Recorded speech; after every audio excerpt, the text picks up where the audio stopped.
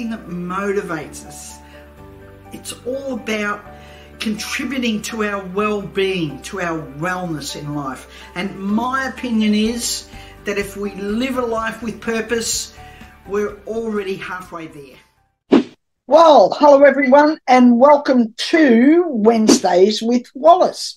Our membership is growing, so if you haven't clicked on the subscribe button below, please do that for us so that we can grow our channel and grow our subscription or our membership, or the people who are listening to us. We'd love to have you come on board for being a subscriber to Bold Not Old and Wednesdays with Wallis. Thank you very much to those of you who have already done that for us. Just checking on the time so that I know that I'll be able to not run over time, although I have a bit to say today. Yes, covered off on the subscription area. Going to do a little bit of shameless self-promotion a little bit later on in the show. But in the meantime, in between time, I want to tell you what the title of today's show is. And it's, Are You Thinking Empowering Thoughts or Not?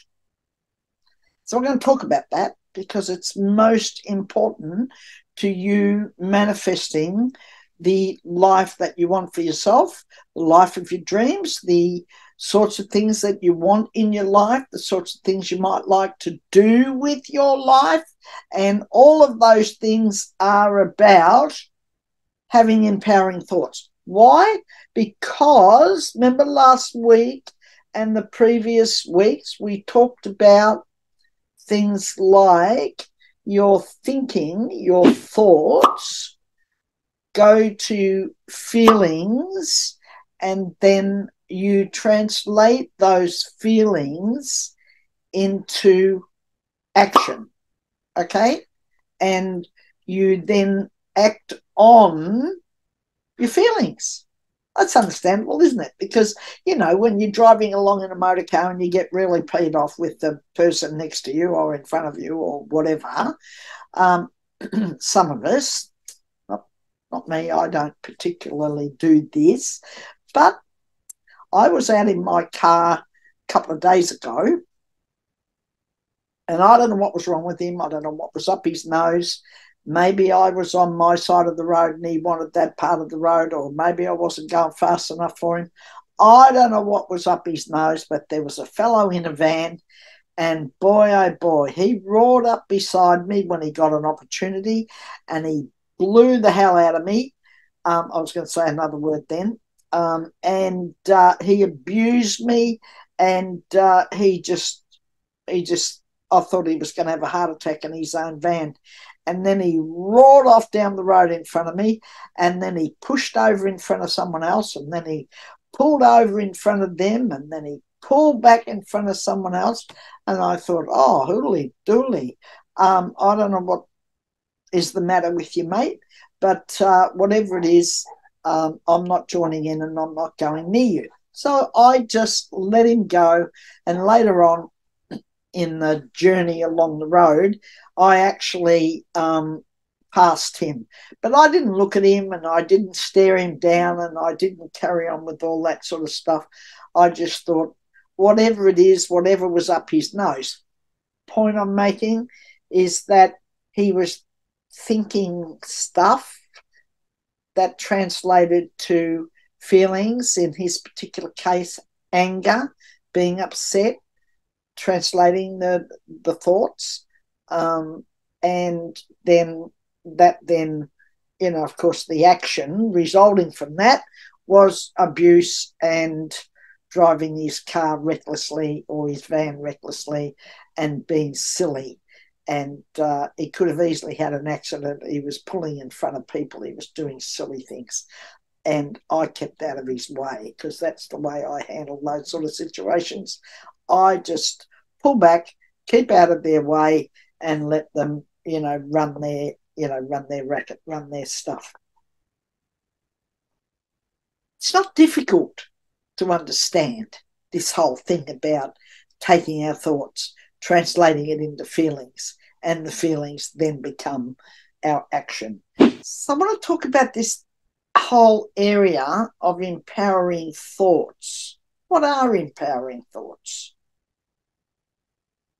I guess they're different for us all, but empowering thoughts are the things that float our boat, aren't they? They're the things that make us feel good.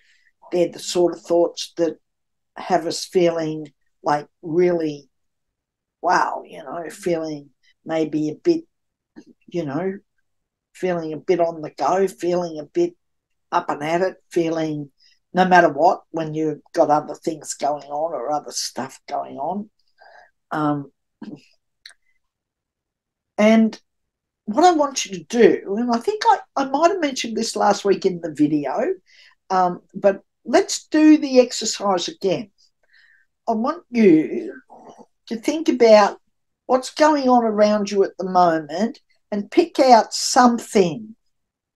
I don't want you to really focus on this now, but I want you to look at things going on around you and see if there's something that's challenging or upsetting. And I want to prove this to you. I want to prove what I'm saying to you. So I want you to take a piece of paper. I want you to take that thinking, that thought, that challenge, those things that are going on, and just plonk them over here for the moment. And then I want you to go over here with your piece of paper, and on your bit of paper, I want you to write down all the positive things that could come of that situation happening. Now, you'll be tempted, and it might be a bit of a challenge for you. Some of you, it'll be a challenge. Some of you, you'll do it a little more easily. But I'll give you an example. Last night, I had a conversation with a family member. And one of their very close friends' father passed away yesterday. And this particular person, this family member, had some not so good news around a very close family member of his, which was very disturbing and upsetting. And tests and all sorts of things are ongoing. So it's all in the, it's still all in the melting pot of doom and gloom. We'll call it the doom and gloom melting pot. And, when those things happen, you really want to reach out to someone. You really want to go, how can I change it? How can I help? But, we know we can't, and we just try to, give words of, solace, and we try to say, well, I understand, and, we try to say things that will help eliminate all that pain and all that's going on. We want to make life better for people, don't we? Which is always difficult when people come to us for things or come and tell us a story about something. Our immediate stance on it is, I just want to be able to solve this for the person. So we start talking, and we enter into a conversation where, quite frankly, we're trying to solve it. But of course we can't solve it, but we can comfort the person and we can be present to it. But anyway, I thought about it, and this morning I sent off a text and said, I know it's difficult. I know this is a challenge. I understand it. I feel your pain. I really, really understand that.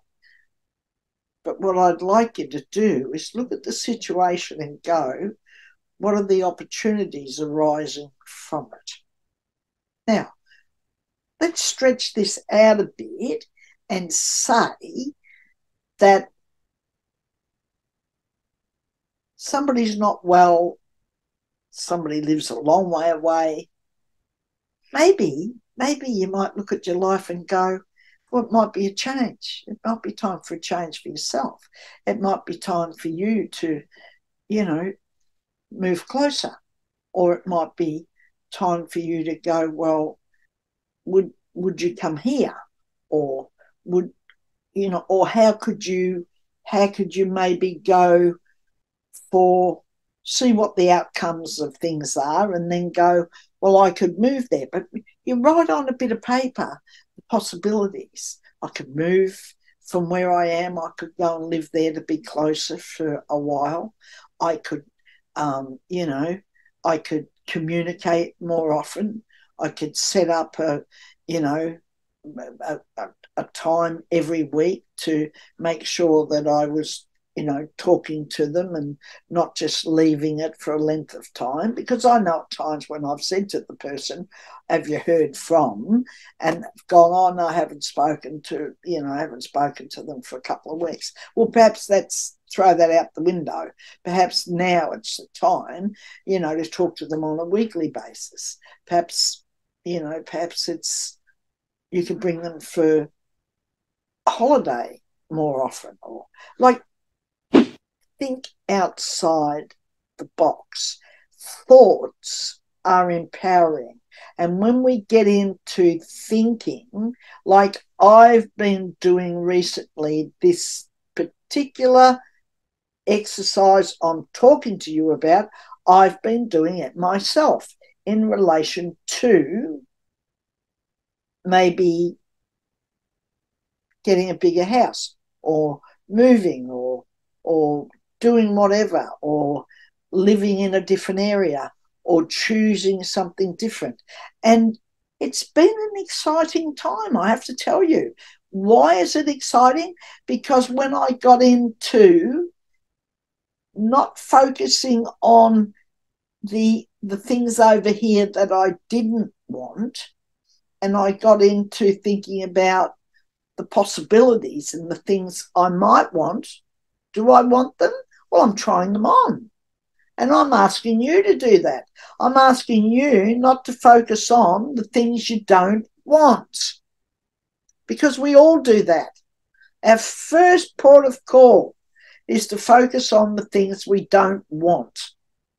This morning, I was talking to someone and I asked a question, and the immediate reaction was they got into focusing on making a list of the things they didn't want. Well, there are universal laws and principles, and the universe doesn't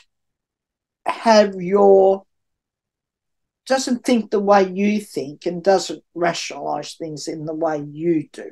The universe is there to give you what you feel you want. Okay, you got that?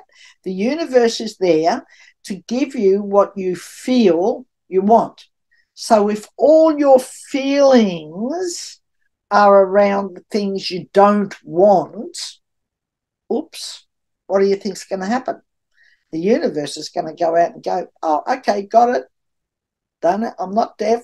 Don't need to keep telling me. Goes out and it grabs all of the things you don't want, more of it, and brings it to you. And you wonder what the hell's going on, and that you've, you know, all your birthdays have come at once, and life's full of, you know, challenges and negativity. Well, it is because you thought it into existence. That's called manifesting.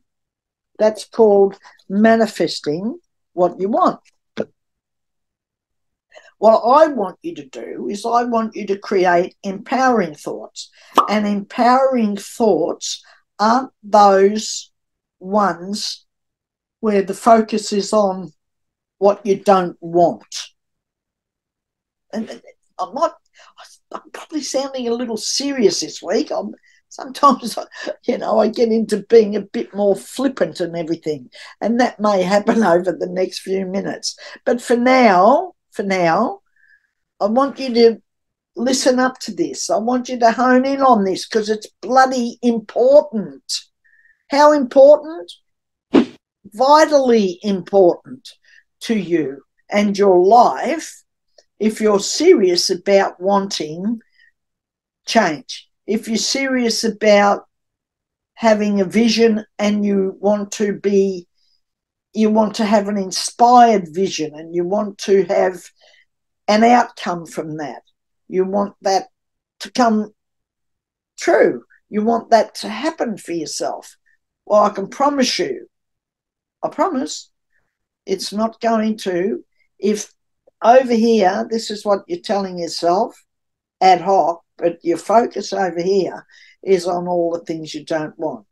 Oh, and you hear people talking that way. You know, you'll hear people saying, oh, you know, I'm over this. I don't want any bloody more of this stuff.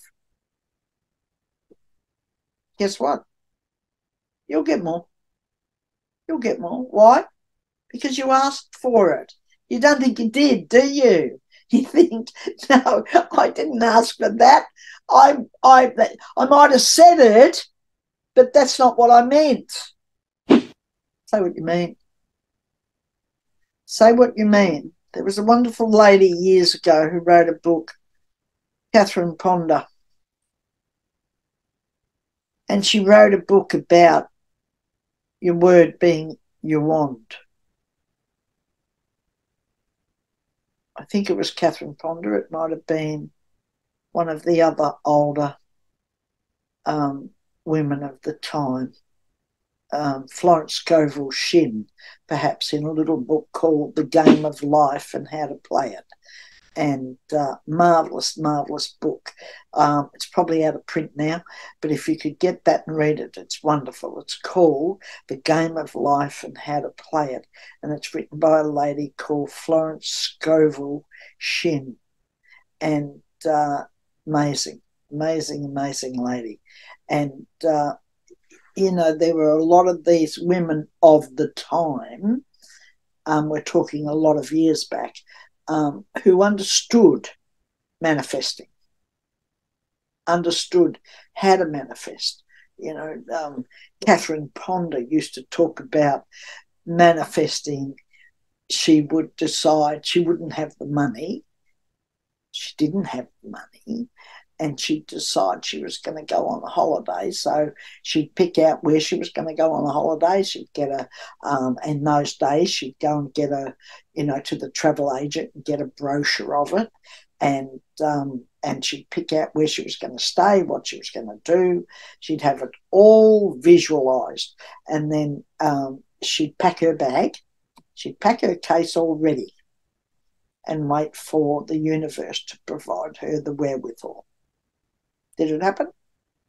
All the time. All the time. I remember her telling a story one time about she was sitting in her lounge room or eating area perhaps, and she didn't have any money. She wasn't sure what she was going to have for her dinner, and she wasn't certain about any of that because she didn't have any money. And but she knew that she'd be all right, that would come. And next thing, there was a knock on the door, and it was a neighbour who cooked a casserole or some food and thought that, you know, she might like that for her dinner. It might sound a simple little thing, but it's like if you can manifest these things here, then you can manifest them in larger, bigger ways here. So the thinking, you have to get the right thoughts going here into the feelings and not interfere with that by the head getting into the analysis of it. You know, you hear it all the time. I mean, you've heard it for years, you know, paralysis, analysis, paralysis, and all the rest of the stuff. But this is about choosing. It's up to you. Don't do it. Do it. Whatever. Want to change your life? I'm just trying to help you. I had to learn all these things. There was a time when I struggled, really struggled with this whole idea of my thinking and my feelings. and how that translated, because there was a time when I used to think differently, and it seemed like every time I turned around, I was bloody run into a Mack truck. Is that your life? Maybe your life is like that. Maybe every time you turn around, you're running into a Mack truck. Don't have to. You don't have to. Change your thinking. Create empowered thoughts for yourself instead of the disempowering ones. And your whole life will change. It'll change like that. It's really, really fascinating how life turns around. Things turn up like as if by magic. They truly do. I can't explain it to you because it is like a magic. It's like a magic in the universe. It's like we're living in the one we think we live in, but we're living in a parallel to that. We're living in another universe where magic and all the wonderful things happen, and we manifest what we want. We live the life we want. We're over the struggle. We just move on because we no longer have struggle. And it's not because things don't come up, but we don't view them as struggle. We do the exercise I just told you to do. We put it over there and we go, what are all the positive things? You lose your job?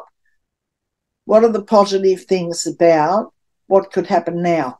Might get a job closer to home, better paying, lesser hours.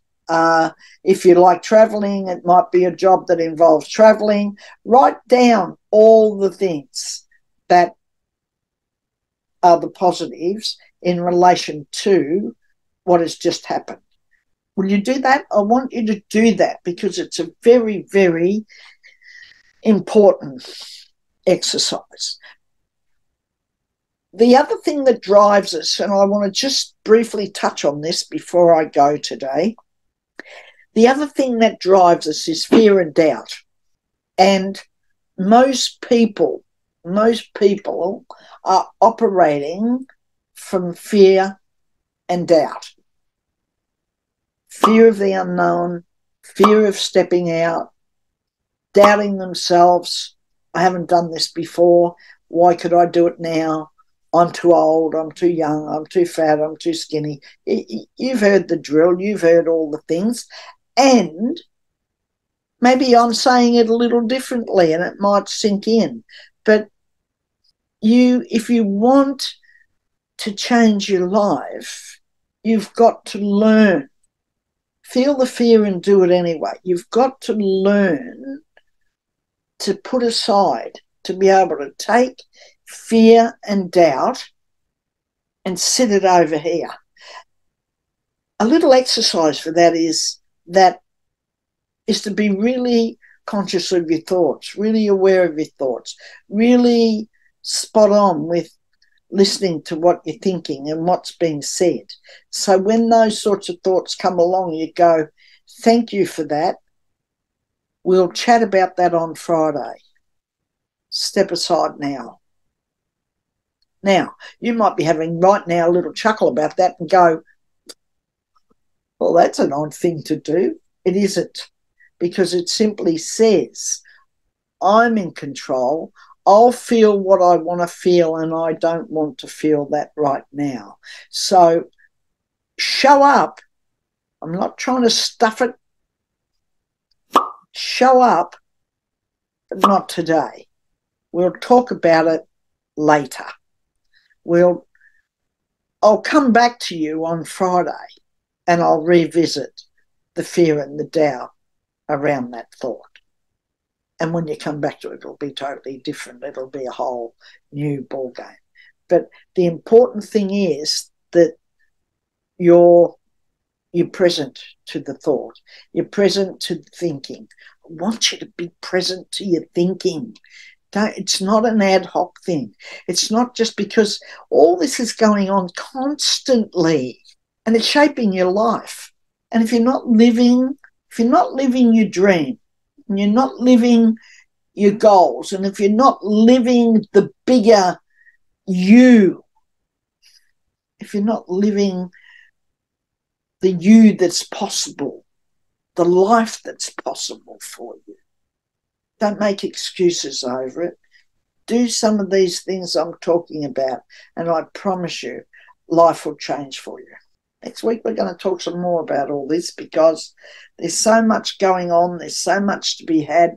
There's so many good things. And I'll give you some more exercises to do that you can have a go at, just filling in things to help you do that, because there's magic in, pen and paper. There's magic in the transference of thoughts to that.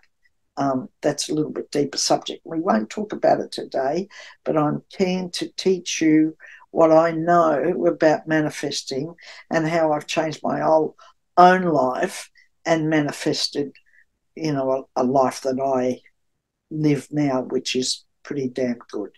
So, and I don't want to brag about that. I just simply want to help you change yours. And we all grow together. We're all growing more. We're all growing into things as we go. And we never arrive at our destination. It's simply the journey on the way.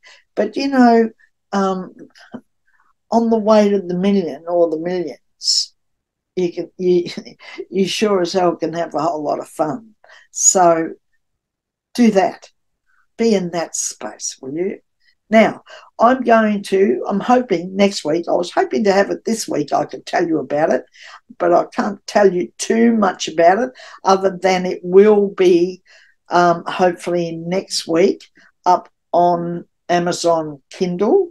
I have a new book that I've written called Making Gold from the Silver Economy, and this is the cover of it, and it will be up on Amazon for download off Kindle hopefully next week. It's just finishing off a little bit of editing and a little bit of tidy up on it, but the book is written, it's pretty much done, and we're ready to go on that, and that'll be up and running. So I'm very excited about that. And I have another one in the pipeline. I have another couple in the pipeline that'll be coming up as well, but probably not until after Christmas, because I've gotten myself a little bit deep in all the things that I've got to get through before I, take a bit of time off over Christmas. Don't forget to subscribe to, Wednesdays with Wallis, and support us. And if you like some of the things that we've saying, make comments. I like your comments. If you make comments, I can answer you and help you. If you've got some things you need to talk about, our website is almost finished and up and running. It will be up and running with our new membership portal and our whole membership area, which is about providing resources for you. And some of this that I'm talking about will be on that, website, and some, coaching and some other things that you may or may not want to take advantage of. But it's a great membership site. It'll be up and running very soon. We've been working hard on that. And everything is positive. Everything is amazing. Everything is fabulous if you think it is. Thinking, feelings, translate to action. Make it so that it matches up. You don't want the outcome here not to match with what you really, really want. See you next week on Wednesdays with Wallis. Thank you for listening, and I've enjoyed your company, as well as I hope that you have enjoyed mine. See you soon. Bye.